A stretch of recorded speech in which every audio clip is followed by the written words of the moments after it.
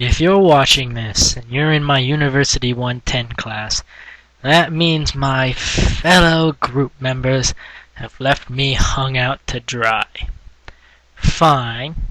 I will try to push on as best as I can.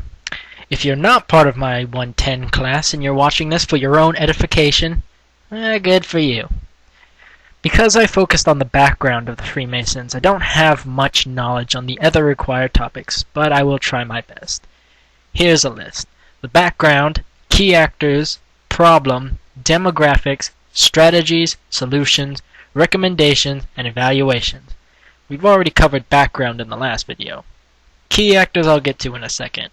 But for now, let's look at the remaining topics. First, the problem.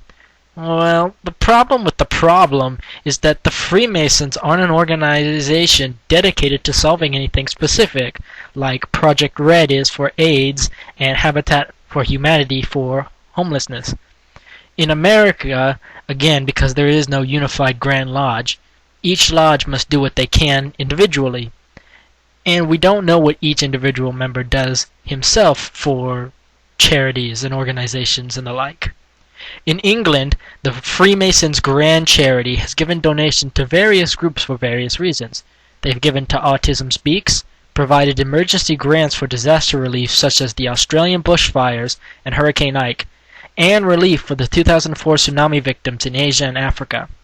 The Freemasons are not solely a dedicated humanitarian organization, but they do what they can when they can. So, for the topics of demographics, strategies, solutions, recommendations, and evaluations, I can't really say much because there isn't really much to say. But, as we know, the number of Freemasons in the world is off the charts. So I'm going to give you a brief list of some prominent Freemasons that we may all know. George Washington, Ben Franklin, Buzz Aldrin, Charles Lindbergh, Harry Houdini, John Wayne, Duke Ellington, General Douglas MacArthur, Colonel Harlan Sanders, J.C. Penney, Mozart, Rudyard Kipling, Mark Twain, Oscar Wilde, and Sir Arthur Conan Doyle.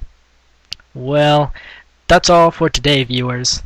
To my University 110 professor, I'm sorry. I did the best that I could with the small amount of time I had. In hindsight, the Freemasons may not have been the best choice given the required topics, but I found it all very interesting, and I hope what I've said has enlightened some of you. Please don't fail me.